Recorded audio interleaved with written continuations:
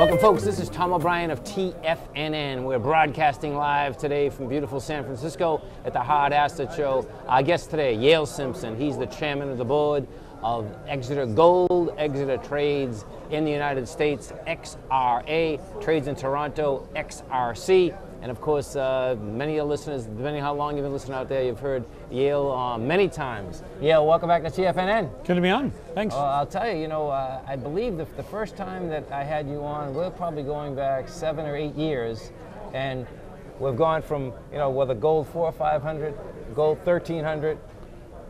Pretty amazing. When we started the company in 2003, the gold price was trying to get to $300 an ounce. Right. We were trying to raise $300,000. Amazing. It took us months to get there. Nobody cared about gold. We didn't realize that gold had turned. Yes. Okay, it took us about a year to figure out we were off the bottom. Right. And today you look at these prices, and when you look at the gold space, I've got more reason to say gold will go higher today than I did in 2003. Yes. But I'm a bit of a gold bug, and I'm in the business. I should be. Right. That's amazing, though. It really is. Yeah, it is. Can you tell folks about Exeter? Where do you do business? Exeter is a Canadian company. Like we said, you listed in the U.S. But the asset is in Chile, and it's an easy story. It's one country, one asset. It's gold and copper, and it's a very, very big deposit. Right. We have spent about $41 million defining the deposit so far. Okay. It is pretty well known because of its size. Yes. It's come in at, this, and I can be a bit careful here because the Canadians call things differently from what the Americans do. Okay. But in the Canadian terminology, it is 21 million ounces plus 5 billion pounds of copper. And what that made it was the biggest discovery of gold copper made by the mining industry last year. Amazing. And so that's what put us on the map. Right. Yeah. And what we've seen, in the last 7, 8 years, everything is about resources now. So it's amazing compared to where you started, meaning that, we'd go everywhere and you couldn't get $300,000, to now, all you hear in the press is that China this, China that, China this. I mean, it's all about resources. Now, you had a long history. Tell me about, the geology in Chile. Well, Chile's known for volcanoes. All along Chile is volcanoes up into Peru. And those volcanoes are indicating that there's a lot of geologic processes happening at depth. Right. Now, a volcano today isn't making a gold deposit, but a volcano 10 million years ago was.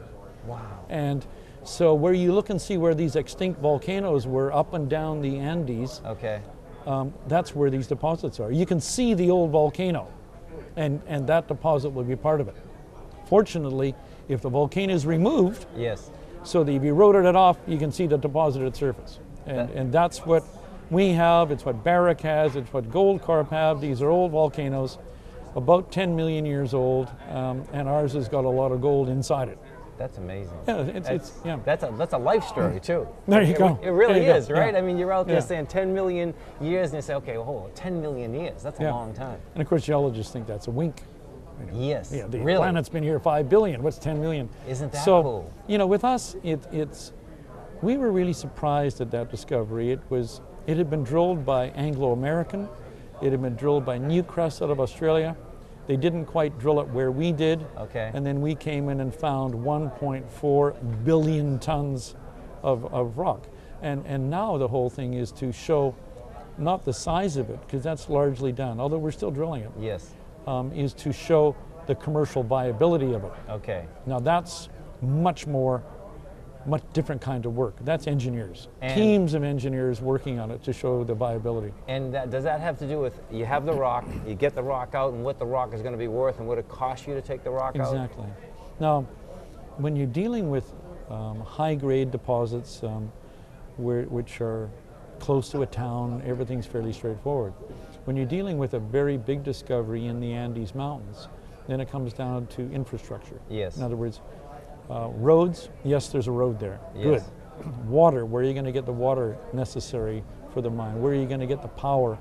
And these things become big infrastructure projects. Right. And that's why they attract, you see the big Chinese companies coming, you see Chinese utility companies, you see major resource companies teaming up to build the infrastructure for these projects.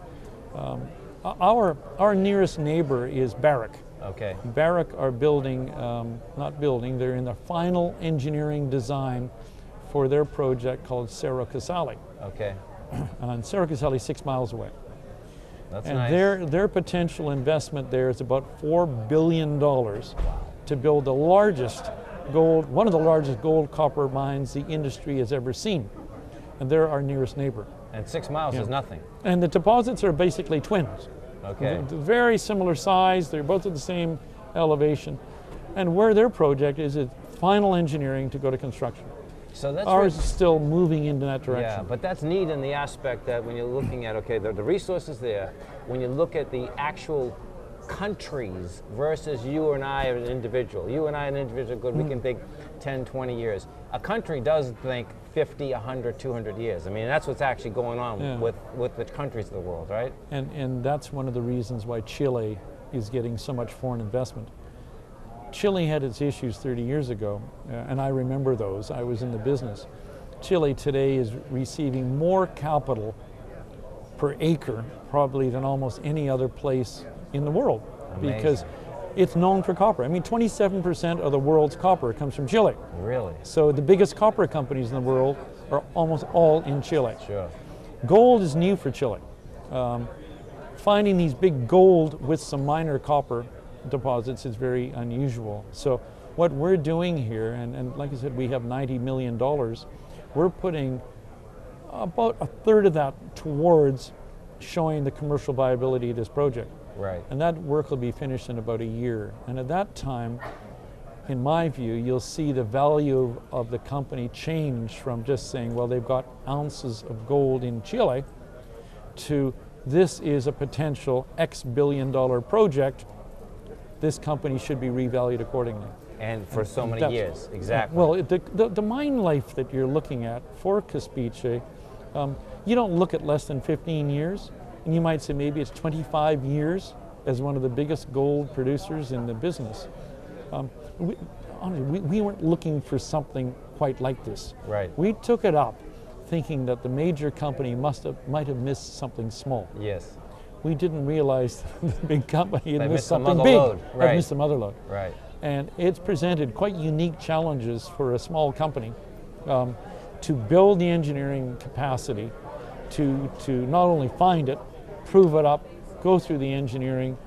But you know, if we have this discussion a year from now, I'd like to say, yep, we did it, and this is how it worked out. Well, I can tell you from the beginning of interviewing you, even 7 years ago, compared to you now, and particularly in the economic ways that we've had, this is amazing period, right? I mean, that's the reality. Oh, we are in a groove for the company in this kind of a project, because you know, when you look at look at the costs of building these big projects. Right. The major companies are not successfully replacing their ounces internally. Right.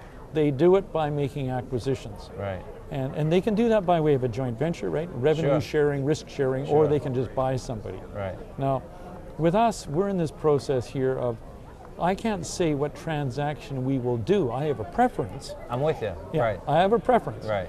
I can't say we're negotiating with anybody. Right. But I can say this, that there's most of the big companies in the resource space know very well what we're doing. We were in China a week ago. Right. And we were very surprised that when we talked in China, they knew about us. And that's a beautiful It thing. wasn't a matter of, we're a Canadian company, can we tell you about us? Yeah. There's a lot of knowledge of this space, because the space we occupy is fairly unique, having something as big as it is in Chile. Exactly. Unbelievable. Listen, thank you so much for being with us again. Well, thank you. And listen, folks, you can come over to our website at TFNN.com. You're going to see the Exeter banner right in the middle. You hit that banner, bring you over. You'll be able to see the beautiful PowerPoint right there. Yale, welcome back again. You know, it's great story, number one. Well, thank you. And, you know, I can see that how China gets put together, how Exeter gets put together, how the copper gets put together, and how countries get put together. And you keep people working in Good. Chile. It's a beautiful Yeah, thing. Hey, thank you. Thanks, man. Thank you. Have a great one. Have a safe Good. one.